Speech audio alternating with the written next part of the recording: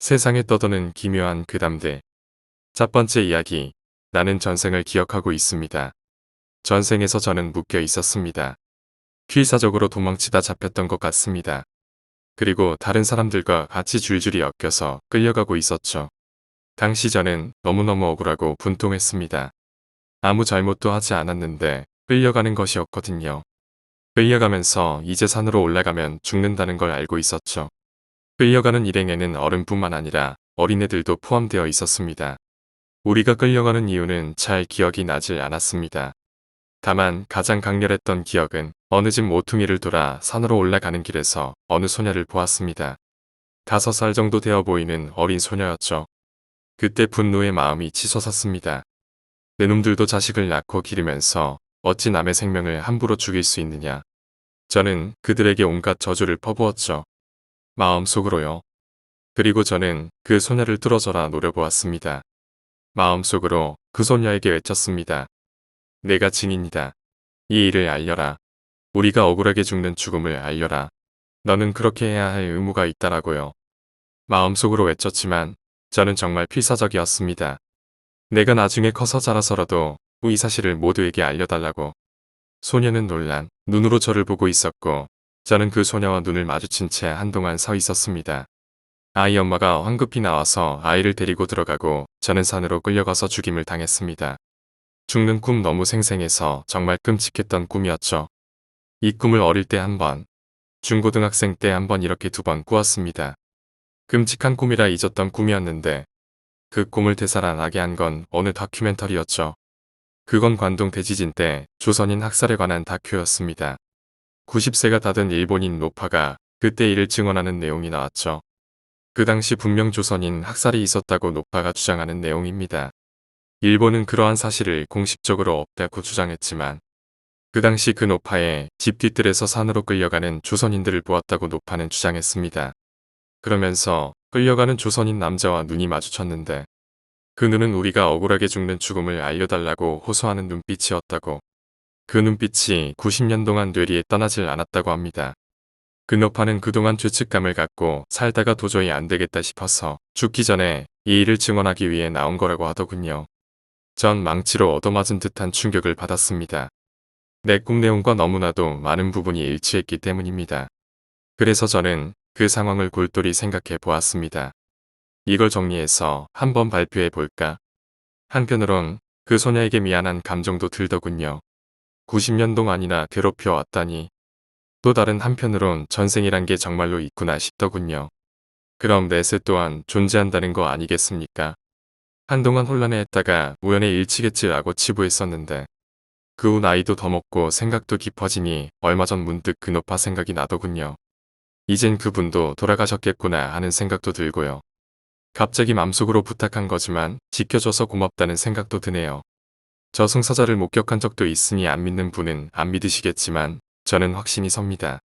우리의 삶은 지금 현생이 끝이 아니라는 거려. 살아있는 동안에 좋은 일 많이 하면서 삽시다. 두 번째 이야기. 약혼자. 작년 2월에 할머니가 돌아가셨습니다. 할머니의 장례식에서 있었던 이야기입니다. 할머니는 평소 사진 찍는 걸 싫어하셔서 사진은 거의 남아있지 않은 터라 영정사진을 정할 때도 꽤나 애를 겪었습니다. 결국 집안을 한바탕 들어 엎어서야 겨우 한 장의 사진을 발견하게 됐습니다. 그 사진에는 할머니와 어느 한 남자가 함께 찍혀 있었습니다. 사진 속의 할머니는 환히 웃고 계셨습니다. 남자는 젊은 사람이었습니다. 하지만 어쩐 일인지 집안 사람 중 그 누구도 그 남자의 정체를 모르는 것이었습니다. 장소는 확실히 친가집이었지만 그 사람이 누군지는 알 수가 없었습니다. 할머니의 얼굴이나 방의 배치를 보면 최근에 찍은 사진이 틀림없습니다. 하지만 워낙 급했던 터라 우리는 그대로 할머니의 얼굴 부분만 확대해 영정으로 삼았습니다. 장례식은 무사히 끝나 우리는 그 사진에 관한 것도 잊고 지내고 있었습니다. 그리고 할머니의 49주로 인해 가족이 오랜만에 한데 모인 날이었습니다. 급한 일이 있어 장례식에는 참석하지 못했던 나보다 9살 많은 사촌 누나가 그 사진을 보고 갑자기 안색이 변했습니다. 이건 토시군이잖아. 라고 멍하니 중얼거리는 누나. 나도 그 이름은 들어본 적이 있었습니다. 누나의 약혼자였던 것입니다. 하지만 그는 할머니를 만난 적이 한 번도 없었습니다. 3년 전에 병으로 세상을 떠났으니까요. 토시군이 할머니를 만날 가능성은 전혀 없었습니다. 그리고 사진에 찍혀 있는 우리 집은 2년 전에 개축한 모습이었습니다. 어째서 이런 사진이 남아 있는 것일까요? 찍은 사람이 누구인지도 알 수 없습니다. 다만 마음이 놓이는 건 할머니는 무척 행복한 표정을 짓고 계셨다는 점입니다. 세 번째 이야기, 학교 과제. 나는 어느 영상 제작 전문 학교에서 강사의 조수로 일한 적이 있습니다. 당시 1학년 수업에 카메라를 사용해 정해진 테마의 영상을 다음 시간까지 찍어오기라는 과제가 나온 적이 있었습니다. 그런데 그 강사가 첫 번째 수업에서 과제로 내는 테마는 언제나 같았습니다. 죽은 거리라는 테마였습니다. 수업의 목적은 고객의 막연한 요구에 어떤 구체적인 영상을 제시할 것인가라는 걸 지도하기 위한 것이었습니다. 예를 들어 죽은 거리라는 테마의 경우 쇠퇴하여 사람의 모습이 보이지 않는 거리의 영상을 찍어오면 좋은 거죠.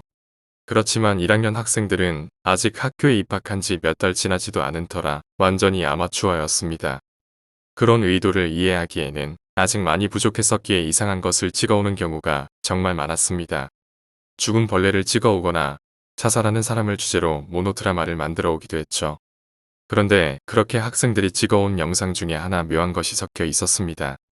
그 영상은 학교 별관을 배경으로 황혼이 비치는 가운데 학생이 카메라를 들고 건물 안을 돌아다니며 이곳은 여자가 자살해서 유령이 나온다고 합니다. 라는 등 이야기를 하는 특이한 영상이었습니다. 영상은 건물을 모두 지나치고 마지막으로는 최상층의 교실에서 마지막 회담을 이야기하고 카메라가 갑자기 앵글을 바꿔 고정된 채 화면 위쪽에 창문을 찍는 것으로 끝났습니다. 그리고 그 창밖에는 창문에 손을 꽉 대고 있는 여자가 붙어 있었습니다. 한마디로 귀신 이야기를 하고 있으면 귀신이 나타난다는 이야기를 실현한 거죠. 나와 강사는 그 영상을 보고 기발함에 감탄을 했습니다. 바깥도 슬슬 어두워지고 있었고 카메라의 초점도 다른 쪽에 맞춰져 있어 표정이 흐릿했지만 그것이 오히려 더 귀신 같아 상당히 무서웠습니다. 그리고 다음 수업 시간에 나는 그 영상을 찍은 학생과 대화를 하게 되었습니다. 테마에서는 약간 벗어나 있을지언정 영상이 재미있었으니까요. 그런데 그렇게 이야기를 나누던 도중 이상한 것을 알아차렸습니다. 그 학생은 창밖의 여자에 관한 것을 전혀 모르고 있던 것입니다. 확실히 그 건물에서 괴담을 말하며 영상을 촬영했지만 이야기가 끝나고 창문을 찍은 것은 단순히 촬영을 끝내고 카메라를 내려놓은 것뿐이었다는 것입니다. 스위치를 누른 것을 잊어 카메라가 계속 켜져 있던 거죠. 짐을 다 정리했을 때에야 카메라가 켜져 있는 걸 알아차리고 황급히 녹화를 중단했지만 아직 자신은 편집 기재도 사용할 수 없을 뿐 아니라 거기 다른 영상을 더 씌운 것도 애매해서 그대로 제출한 것뿐이라는 것이었습니다. 나는 그 학생이 겁을 주려고 장난치는 것이라고 생각해서 에이, 그 사람 여자친구지? 그렇게 높은 곳에 서 있었는데 화 안 냈어? 라고 놀렸습니다. 하지만 그 학생이 무슨 소리냐고 화를 내서 영상을 편집실에서 다시 돌려보기로 한 것입니다. 그래서 여자가 창밖으로 보이는 걸 가리키면서 저기 봐라고 말했더니 그 학생은 얼굴이 새파래졌습니다. 전 이런 거 찍은 적 없어요. 전 모른다고요. 그렇게 말하고 그는 그대로 집으로 돌아갔습니다. 하지만 나는 혼자 편집실에 남아서 끝까지 연기를 하다니 재밌는 친구야. 라며 싱글싱글 웃으며 그 영상을 다시 돌려보고 있었습니다. 그리고 그 순간 알아차렸습니다. 영상에 찍힌 교실 창문 크기로 계산하면 그 여자의 얼굴은 적어도 70cm는 되어야 하는 것입니다. 순간 온몸에 소름이 돋아나는 그대로 영상을 끄고 집으로 도망쳤습니다. 이후에도 한동안 그곳에서 근무했지만 그렇게 오싹했던 영상은 그때가 처음이자 마지막이었습니다.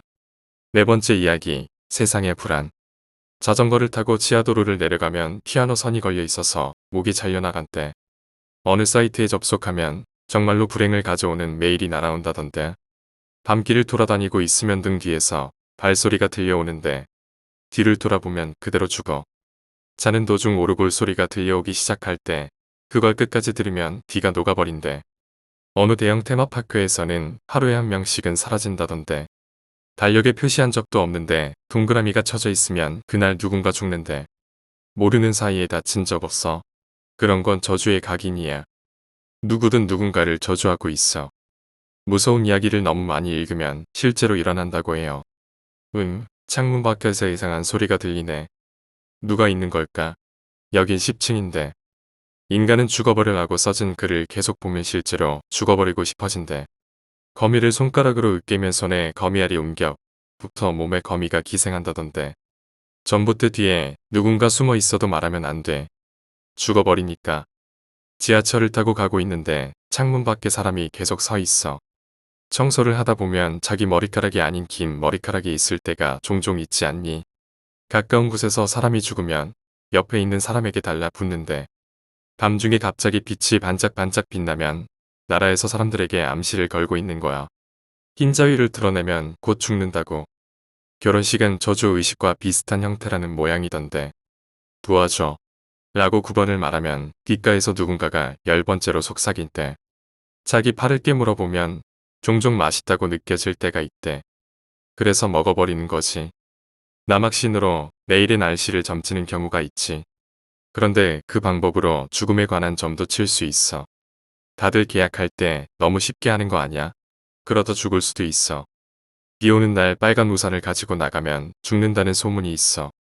눈에 레이저를 맞으면 실명한다는 이야기가 있지만 다들 한 번씩은 해보지 않았어? 이상한 냄새가 자꾸 날 때가 있지. 그건 말야. 시체가 주변에 있어서 그래. 거짓말쟁이는 혀를 깨물어 잘라내고 죽는단다. 벽에 귀를 가까이 대면 누군가의 목소리가 들려올 거야. 쓸데없이 칼에 손대면 자기 심장에 찌르고 싶어질 거야. 휴대폰을 많이 쓰면 전자파로 뇌가 부서진대. 공중전화 박스는 점점 아무도 쓰지 않고 있지. 거기엔 계속 저주가 쌓이고 있어. 신명사진처럼 보이는 형태로 나오지 않는 것 뿐이야. 사실 모든 사진에는 귀신이 찍혀 있어. 불안. 이 세상은 불안으로 가득하다. 그러니까 모두들 불안을 덜어내려고 소문을 낸다. 5번째 이야기. 여성의 익사체. 중학생일 때 A라고 하는 친구의 집에서 자주 놀곤 했었다. 그 녀석의 집은 변두리의 해안가 벼랑 위에 있었다.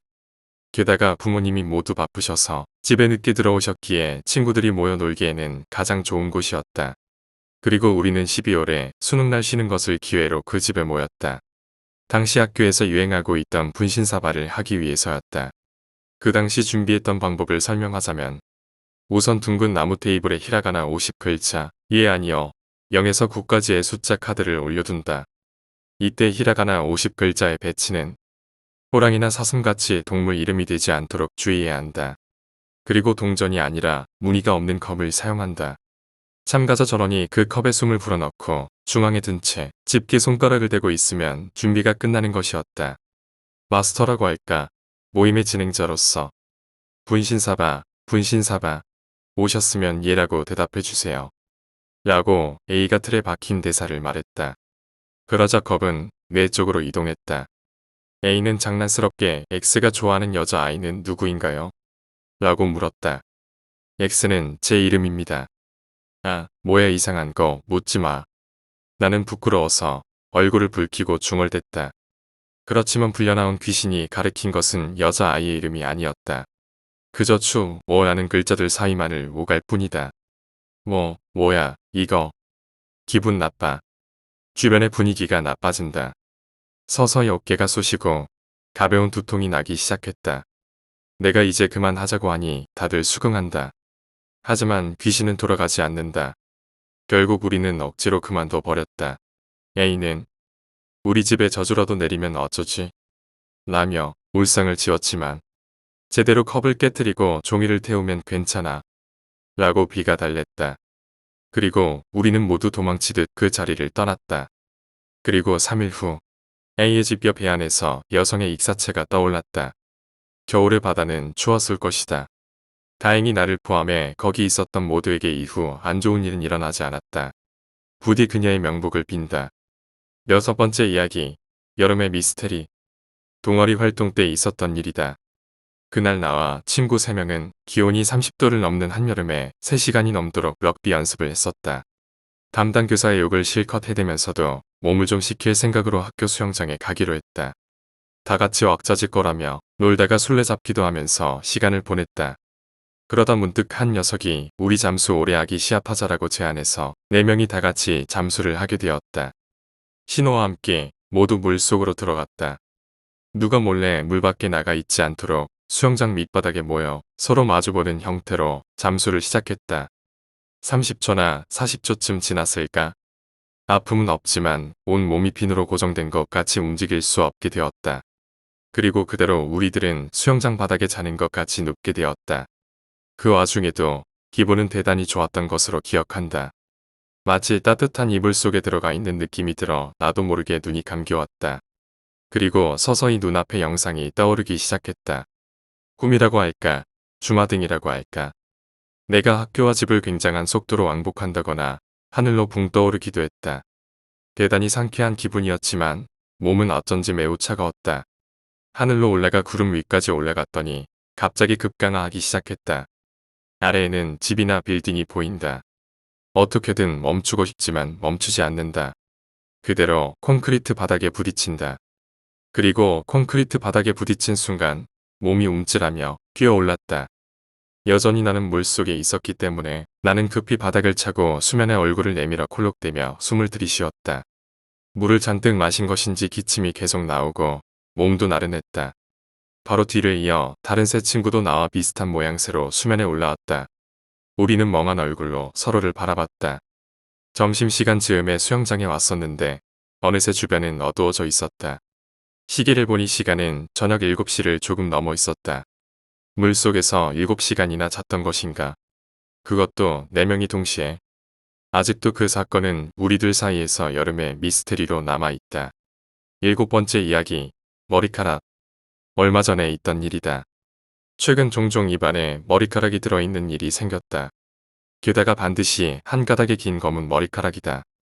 우리 집에는 그렇게 긴 머리카락을 가진 사람은 없다.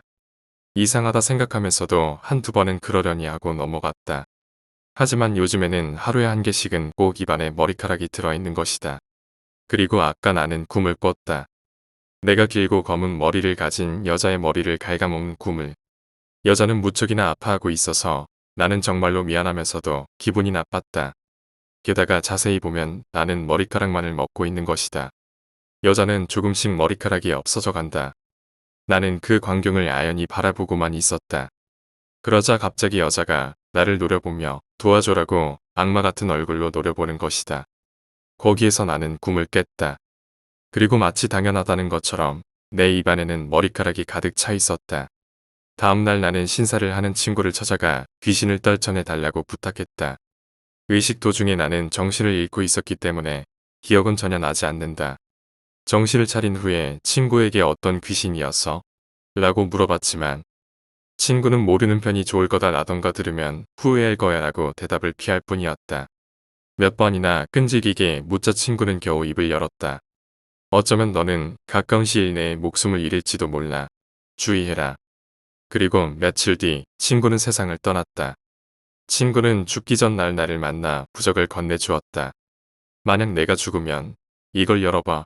그리고 저를 부탁해서 성불시켜줘. 부적 안에는 몇 장의 지폐와 지난번의 머리카락이 몇 가닥 있었다. 내가 찾아간 절의 스님은 머리카락과 지폐를 보자마자 나를 더 큰 절로 데리고 갔다. 그곳에서 의식이 치러졌고 스님은 며칠이 걸려서야 겨우 머리카락의 원한을 떨쳐냈다고 말했다. 나는 아직도 그 꿈의 의미와 그 귀신의 정체를 모르겠다. 내 친구는 나를 대신해서 세상을 떠난 것일까?